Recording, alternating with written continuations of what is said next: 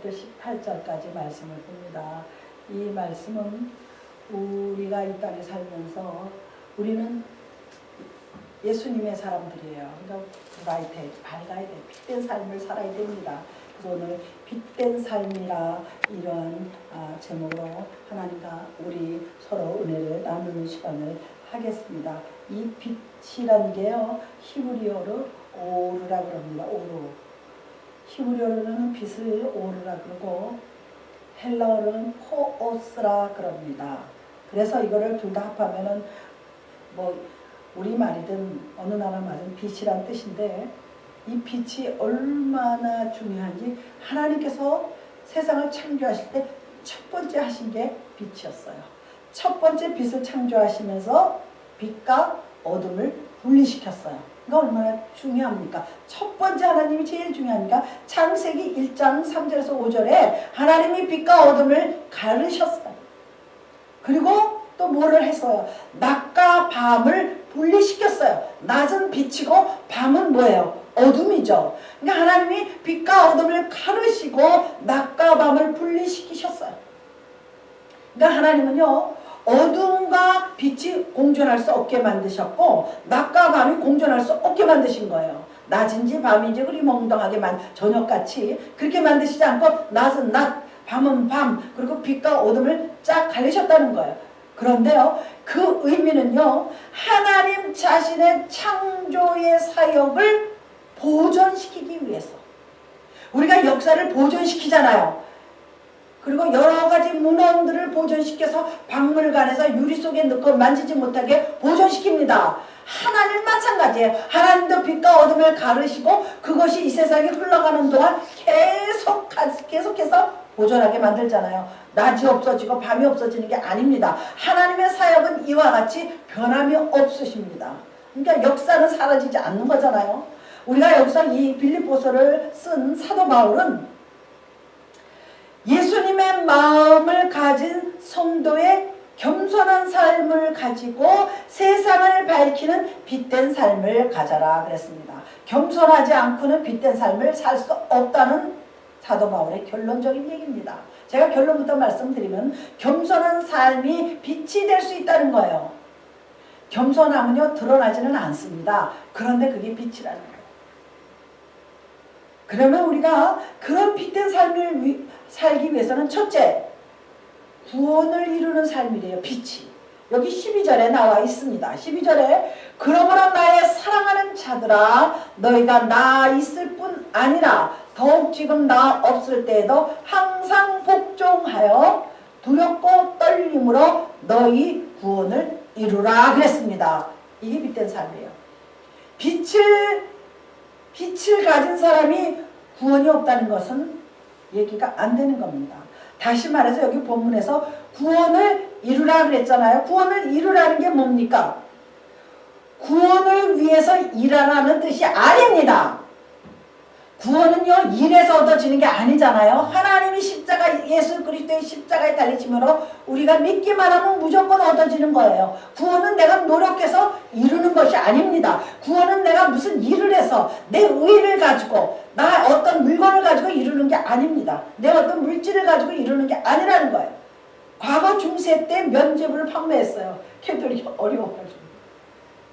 구원은 산다는 거 아닙니까? 돈을 주고. 그건 있을 수도 없는 거예요. 그래서 마르틴 루터가 그것을 파괴하고 그 캐톨릭 교회 성전문에다가 95개 조항을 붙였어요. 첫째, 둘째, 셋째, 그래서 95개나 썼어요. 그래서 그 사람은 캐톨릭에서 쫓겨났죠. 쫓겨나기 전에 이제 자기가 나올 결심을 하고 그렇게 했습니다.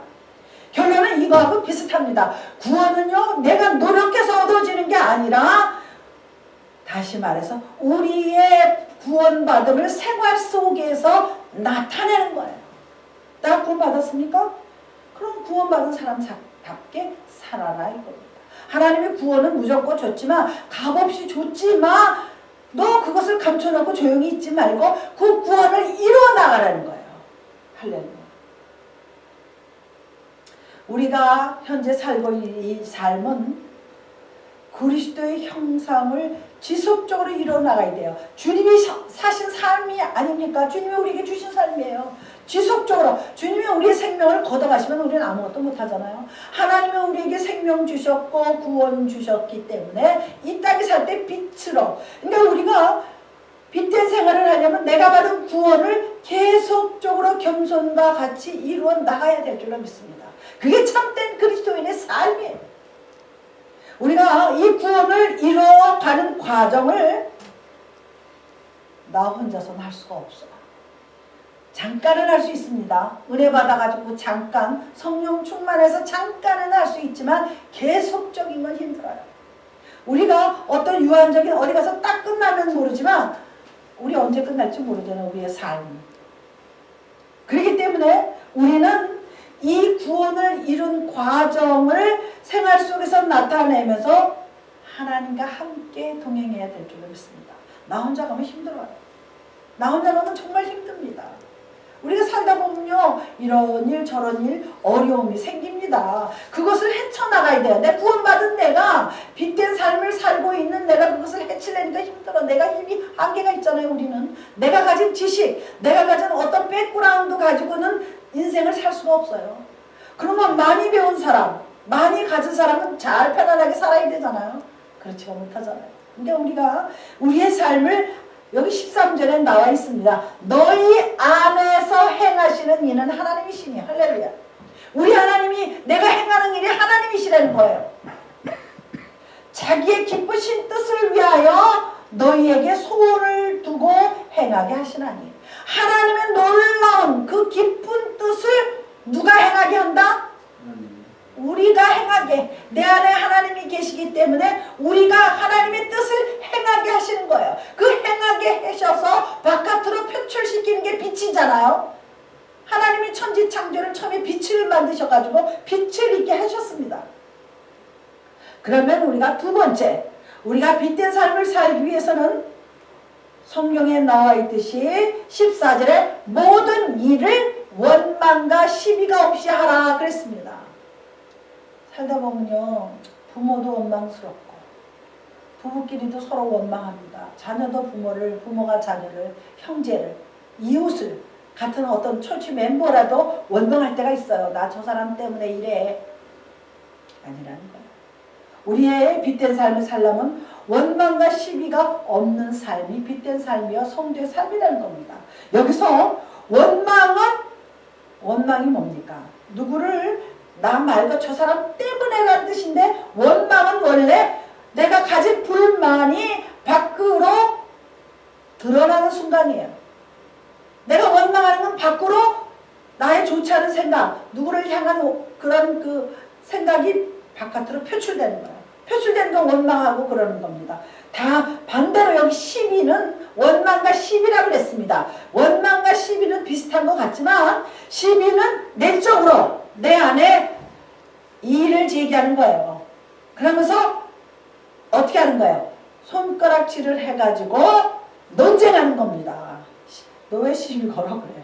그리고 어떤 문제가 생기면 시시비비를 가려보자. 이 일을 가지고 우리가 이게 옳은지 그른지 논쟁해보자. 잘했는지 못했는지 가려보자는 얘기입니다. 그러니까 원망도 하지 말고 시비도 하지 말라는 거예요. 누구에 대한 그 불만을 토로하지도 말고 못마땅하더라도 이를 제기해서 싸우려고 하지도 말라는 뜻입니다.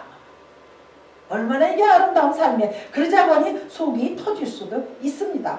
다시 말해서 이 원망은요, 원망하고 사는 사람은요, 자기의 믿음에 방해가 됩니다. 믿음이 자꾸 성장해야 되는데, 다시 말해서 영적인 성장에 방해가 되고, 또 거기에도 힘을 쓰고 살아야 되잖아요. 우리는 열심히 충만하게 살아야 되는데, 불필요해요. 불필요하게 다른 사람들의 외적 모습을 보고 관심을 갖는 거예요. 아, 왜 관심을 갖습니까? 저 사람은 왜 이래? 저 사람은 왜 이래? 우리 목사님은 왜 이래? 뭐가 왜 이래? 왜 이래? 왜 이래? 그래가지고 여기서 나오는 거는 뭐예요? 불망, 원망, 그 다음에 시비, 불만이 나오는 거예요. 그러니까 내 믿음에만 신경 쓰라는 겁니다. 내가 어떻게 하면 기도 열심히 하고 어떻게 하면 봉사를 하고 어떻게 하면 하나님을 사랑할 수 있는 마음을 가지고 내가 어떻게 하면은 내 믿음을 성장시켜서 내가 거룩한 삶을 살 수 있을까? 결론은 내가 얼마나 내가 빛이 나는 삶을 살아야 돼요. 사람이요 어두운 길을 가다가 빛이 있는 곳을 찾아가잖아요. 길을 잃었을 때 저기 불이 있잖아요. 그러면 저기 사람이 사는구나. 그러고 따라갑니다. 내가 예수 그리스도의 빛을 내가 대신 비출 때 나를 보고 사람이 따라옵니다. 말이 필요 없어요. 사람이 어두운 세상에서 저 사람이 참 그러면 어떻게 해요? 모델로 삼잖아요. 그래서 우리 이순신 장군이니 세종대왕이니 유명한 사람들 훌륭하게 살다 가는 사람들이 우리의 모델이 되잖아요. 어린아이들은 너희다면 뭐가 될라? 그러면 뭐가 대통령, 장군, 세종대왕 이렇게 산다고 말을 합니다. 다시 말해서 내가 예수를 믿으면서 다른 사람이 나를 볼 때 빛이 드러나야지 돼요. 저 사람은 참 괜찮아. 참 온유해. 참 겸손해. 그렇게 많은 돈을 가지고 그렇게 많은 학벌을 가지고 그렇게 많은 환경이 있는데도 참 겸손해. 아름답잖아요. 조금 가졌다고 되지 못하게 목이 뻣뻣이 쓴 사람들 많이 봤습니다. 그렇잖아요. 그리고요 한국에 졸부라는 말이 있습니다. 그게 뭐예요? 갑자기 부자가 된 사람이에요. 그게 어디에 있냐면 영동 잠실에 땅이 옛날에 벌판이었어요. 잠실은 모래땅이었어요. 그래서 거기가 땅콩밭 참외밭이었어요. 그 모래밭에서 농사할 수 있는 그런 식물이. 그런데요 오래 살던 원주민들 거기서 원래 살던 사람들이 땅값이 오른 거예요. 어마어마하게 막 아파트가 들어서 그래 졸부가 됐어요. 우리 시적도 있어요. 졸부가 돼가지고 벌써 그 당시에 벤츠 600을 타고 다니고 땅값이 예를 들어서 옛날에는 이거 가져가 그래도 안 가져가던 땅이 수십 배, 수백 배, 수천 배로 올라간 거예요. 그게 뭡니까? 졸부예요. 졸부는요 겸손하기가 어려워요. 늘 그렇게 온 사람들은 좀 달라요. 근데 하루아침에 자고 나니까 달라졌어. 그러니까 자기도 달라져야지는 줄 알고 착각을 합니다. 사람만큼은 변함이 없어야죠. 그렇죠? 우리가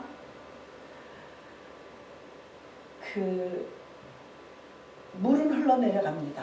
계속 흘러내려갑니다. 물은 계속 흘러내려가지만 사람은 우리가 친구는 옛 친구라고 그럽니다. 친구가 좋은 이유가 뭡니까? 어려서 만난 친구들, 학교 다닐 때 만난 친구들이 나이 들고 늙어도 친구야. 얼마나 괜찮아요. 그런데 세상에서 만난 사람들은 언제 돌변할지 몰라요. 자기 유익을 따라서 살기 때문에 돌변합니다. 그 사람이 일부러 의도적이었는지 아니었는지는 잘 모르지만 대부분 중간에 만난 사람들은 변합니다. 어려서부터 친구들은요 걔가 성공을 했든 안 했든 가난하든 안 가난하든 출세를 했든 안 했든 친구입니다. 그렇잖아요? 그런데 세상은 안 그래요. 이렇게 눈에 보이는 거 가지고 잣대를 들이댑니다. 그러면 겸손해질 수가 없어. 우리가 하나님을 믿는 것, 하나님의 일을 하는 것, 이것을 에베소서 4장 13절에 보면 이러한 내용이 나와 있습니다. 에베소서 4장 13절을 한번 앞에입니다. 앞에 바로 앞부분 책입니다. 에베소서 4장 13절에 이러한 내용이 있습니다. 그러므로 하나님의 전신갑주를 취하라. 이는 악한 날에 너희가 능히 대적하고 모든 일을 행한 후에 서기 위함이라 그랬습니다. 얼마나 하나님의 전신갑주를 취하라 그랬어요. 하나님의 전신갑주를 입으면 겸손하고 빛된 삶을 살 수 있다는 것을 암암리의 말씀을 드리는 겁니다. 여기 보면은 에베소서 10절 이하입니다. 6장 10절 이하. 에베소서 4장 13절을 제가 잘못 찾은 겁니다. 죄송합니다.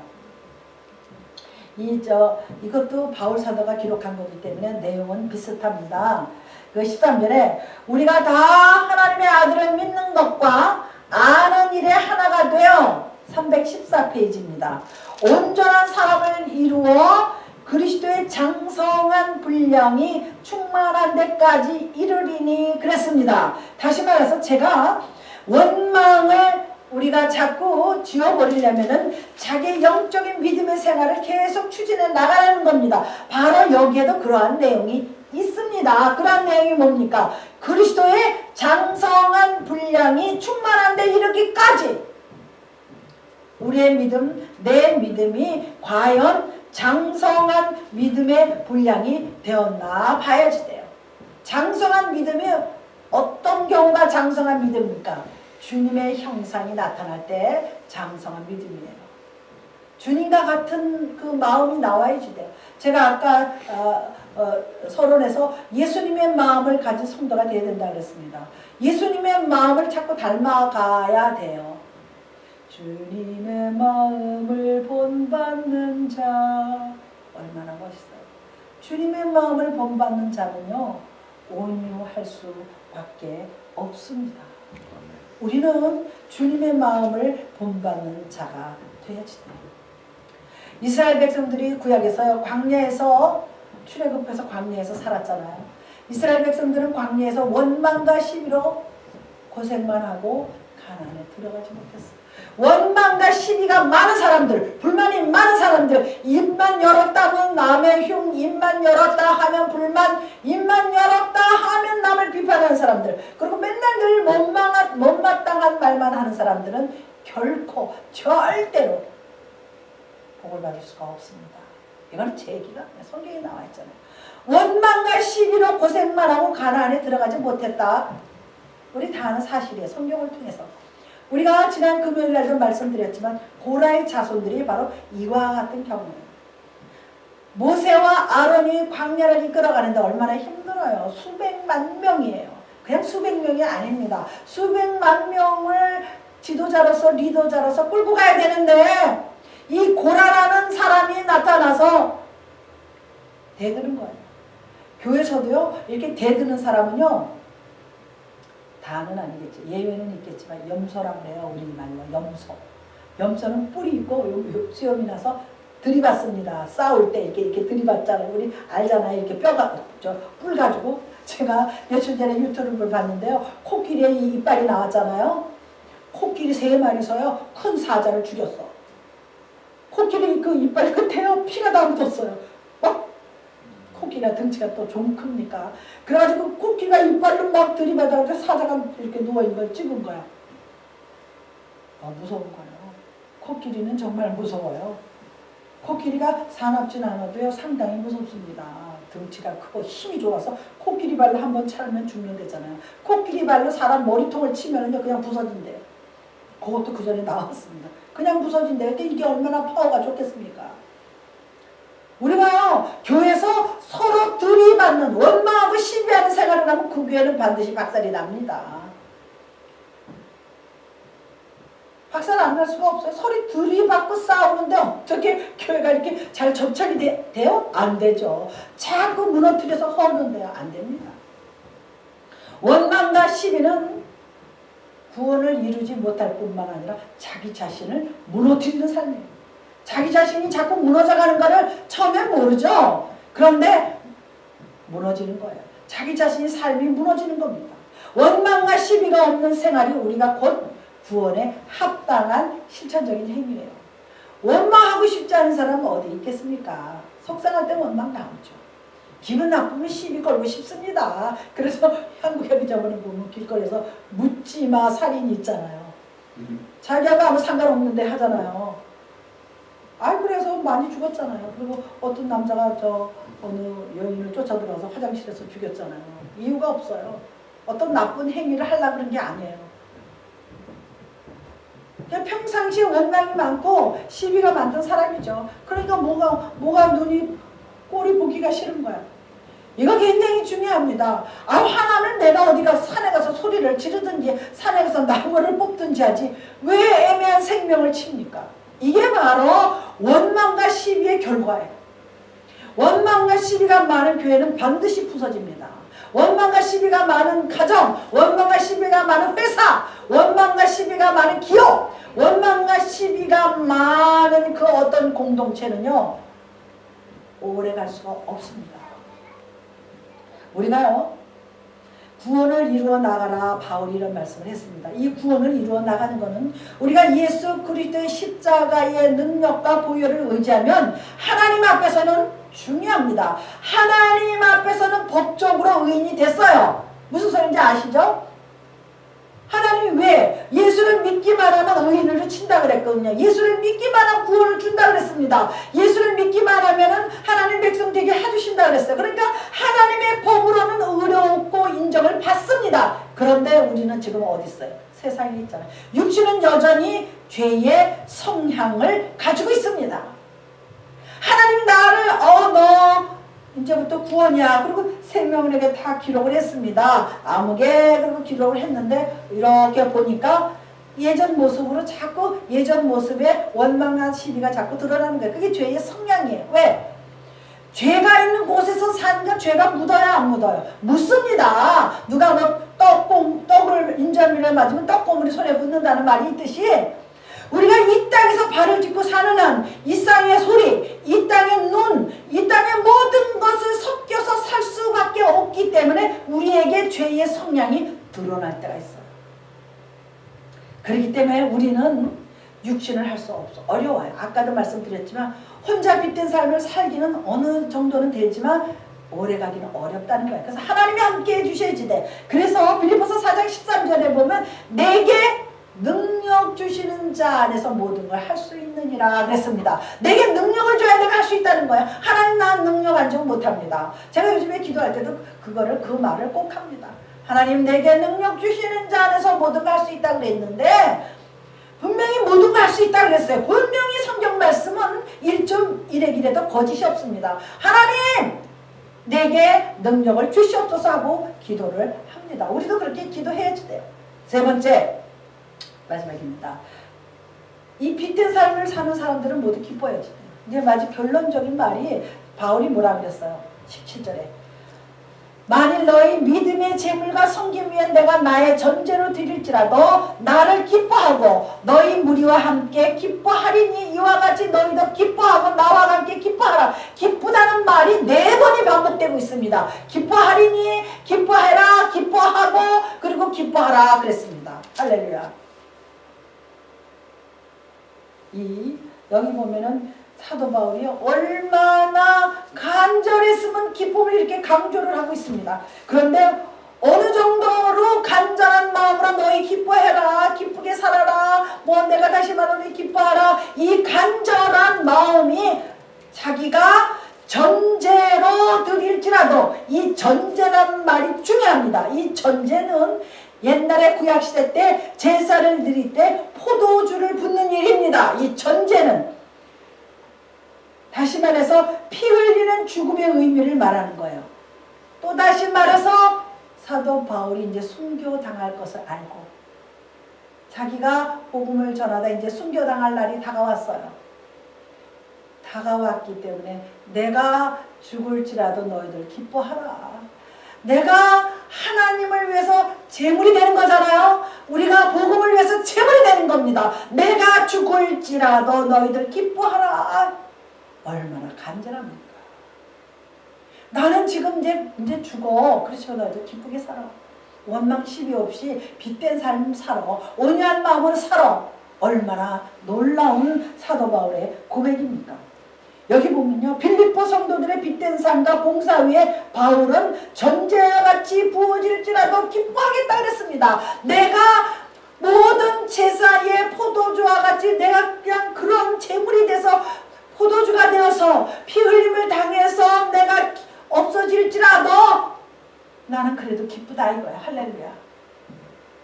우리 그리스도의 삶은요. 기뻐하는 삶이에요. 그리고 평안한 삶입니다. 예수님께서요. 예루살렘을 향해서요. 예루살렘아 예루살렘아 하고 부르짖으면서 뭐라 그랬어요? 평안할지어다 그랬습니다. 예루살렘을 향해서 평안할지어다 그랬어요. 왜?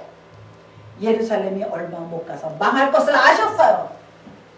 로마가 쳐들어와서 예루살렘이 망할 것을 아셨어요. 아셨기 때문에 슬픈 거예요.